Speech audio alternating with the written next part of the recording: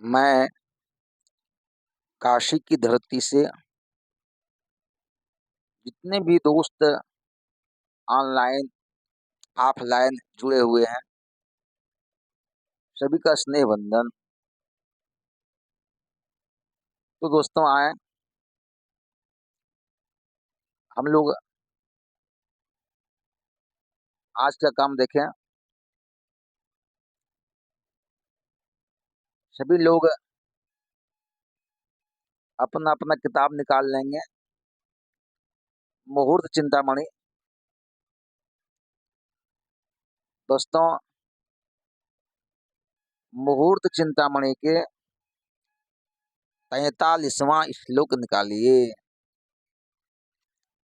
मुहूर्त चिंतामणि के 43वां देखिए।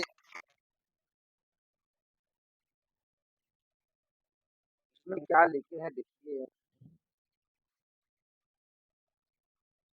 शुक्ले पूर्वार्धेष्टमी पंचदस्योर्भद्रे का दस्याम चतुर्थ्याम पदार्धे कृष्णे अन्त्यार्धे स्यात् तृतीया दशम्योः पूर्वभागे सप्तमी शम्भुतिथयोः। दोस्त, इसका अन्वय देखें। ये कहते हैं कि शुक्ले अष्टमी पंचदशियोः पूर्वार्धे तथा एकादश्याम चतुर्थ्याम पदार्धे भद्रा भवति। कृष्णे तृतीया दशम्योः अन्त्यार्धे अर्थात उत्तरार्धे सप्तमी शम्भुतिथयोः पूर्वे भागे भद्रा भवति। दोस्त, इनका कहना यह है। अब सब लोग बोर्ड की ओर देखिए। इनका कहना है कि शुक्ल पक्ष में अष्टमी तथा पूर्णिमा के पूर्वार्ध में, पूर्वार्ध मीन्स आदि भाग, पूर्वार्ध मीन्स आदि, पहले भाग, आदि भाग। शुक्ल पक्ष में अष्टमी तथा पूर्णिमा के पूर्वार्ध में अर्थात अष्टमी तथा पूर्णिमा के आदि भाग में है, पहले भाग में, तथा शुक्ल पक्ष के चतुर्थी व एकादशी तिथि के परार्ध में भद्रा होती है। अर्थात परार्ध कहते हैं पीछे का भाग। नहीं भाई, तिथियों का दो भाग होता है ना, पहला भाग, पिछला भाग, पूर्वार्ध और उत्तरार्ध। जैसे कि आप ये समझिए कि एक जो तिथि होती है उसका मान सामान्यतया 60 घटी की होती है। एक तिथि का मान 60 घटी होती है। तो 60 घटी का आधा कितना हुआ? 30 घटी। जो यह 30 घटी है इसी को पूर्वार्ध कहते हैं। और जो 30 के बाद 60 घटी है उसे उत्तरार्ध कहते हैं। तो अब ये समझिए कि शुक्ल पक्ष के अष्टमी तथा पूर्णिमा के पूर्वार्ध में भद्रा होती है। फिर शुक्ल पक्ष के चतुर्थी व एकादशी तिथि के उत्तरार्ध में भद्रा होती है, दूसरे भाग में। तथा कृष्ण पक्ष में तृतीया और दशमी तिथि के परार्ध में अर्थात उत्तरार्ध में तथा सप्तमी तथा चतुर्दशी तिथि के पूर्वार्ध में भद्रा होती है। तथा कृष्ण पक्ष के सप्तमी वो चतुर्दशी तिथि को पूर्वार्ध में भद्रा होती है।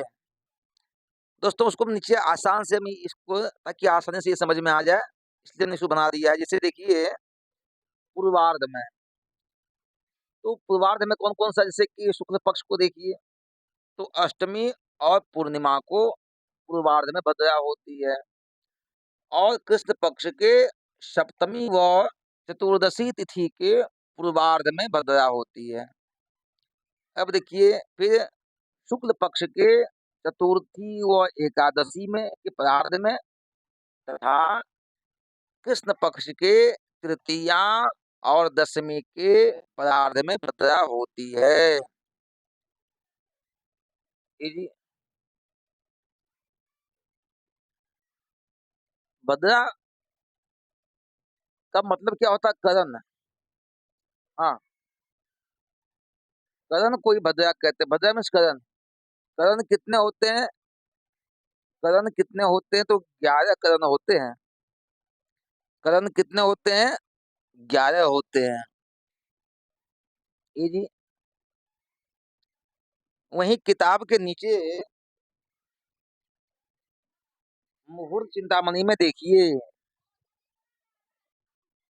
वो बताए हैं कि करण कौन कौन से होते हैं। 11 करण होते हैं, जिसमें कि 4 स्थिर होते हैं और 7 चल होते हैं। 4 स्थिर होते हैं और 7 चल होते हैं। चल कौन कौन सा होते हैं?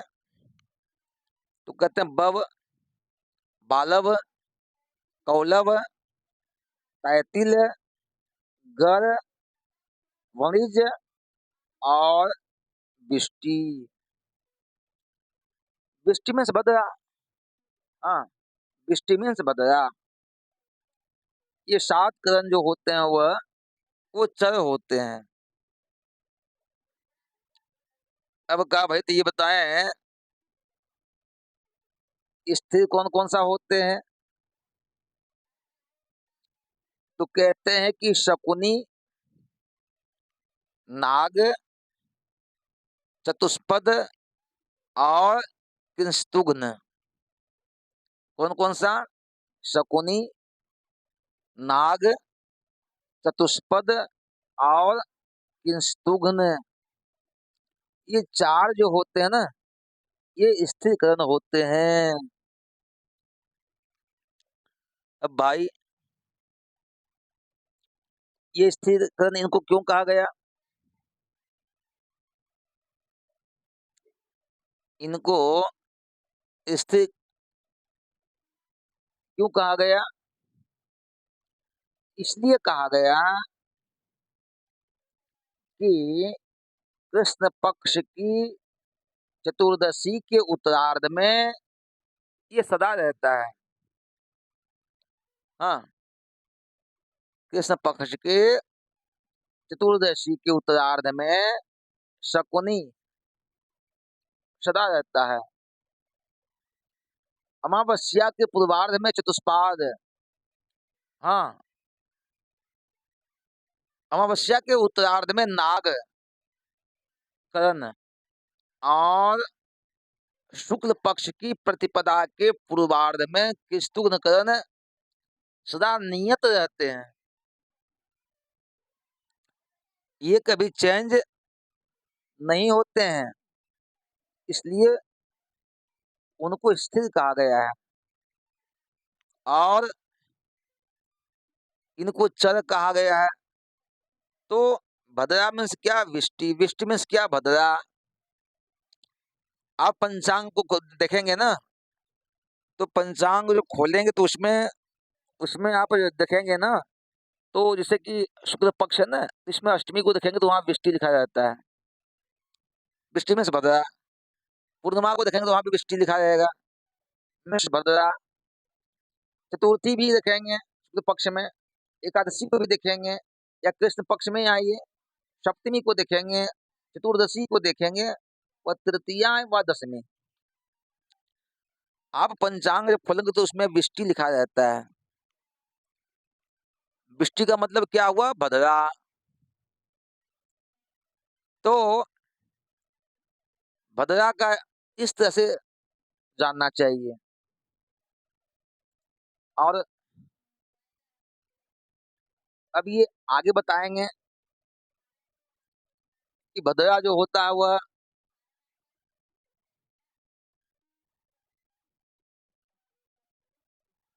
भद्रा का जो